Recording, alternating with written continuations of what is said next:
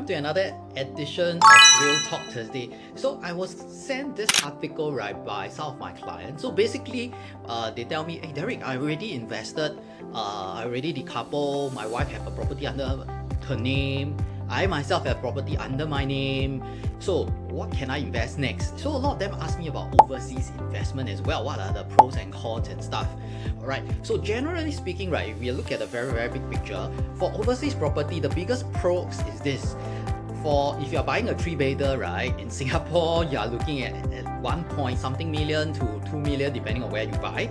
But overseas, they will always give you a captions like this. Oh, for 200k to 500k, saying you are able to buy a 3-bedder or 2-bedder in the prime area of that particular city. So to attract you to buy, or they will tell you that the rental yield over there is extremely good. We are looking at maybe between 5% to 10%. Just for context, the rental yield in Singapore is between 2 to around maybe 4%. If you can get 4%, is a very good rental yield and stuff. So there are these kind of captions, or this kind of rationale that people will put across to entice you to buy. But having said that, the biggest thing about overseas property is this: the law is very different over there.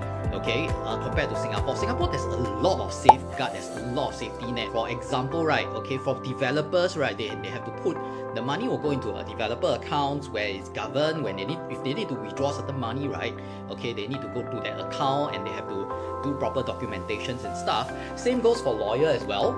And for real estate agent in Singapore, we are also governed by CEA. CEA is will make sure that the agent is doing their due diligence, and also there's a lot of different safeguard.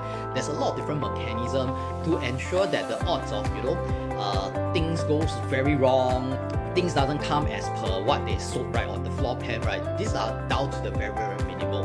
And the other thing is this, forex, overseas property will come in with FX. FX means foreign exchange risk. Like for example, I have some friends who shared that they actually bought some property in the UK. So during the period of Brexit, whereby they get out of the European Union system, what happened was that the pounds actually dropped like crazy. So same goes for their property. The valuation actually dropped quite a lot, and it actually impacted them. Alright. The other thing is also the political stability. Alright. So like for example, in Australia, where they changed government a few times, they come out with different rules and regulations, to you can buy, but you may make it even harder for you to exit out of that particular properties as well. They have certain criteria, certain restriction that makes it tougher, for you to exit. And the next thing is this: there are also a lot of different laws that they have. Like for example, the laws, they might mix it like you need certain amount of ownership, you might need certain amount of holding period. And the scary thing is this: their law can change as political parties or the government of the day may change, and they may just change policy from there. So if you are looking at overseas property, I would say you shouldn't go for it. The risk is relatively higher, and of course you do not want to like what this gentleman did, mortgage his home to do this investment.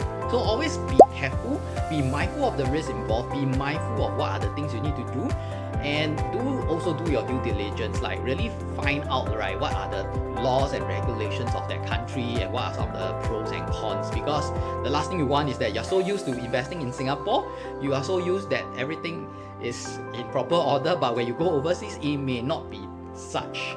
Alright, so with that, thank you very much. Have a good day. Bye.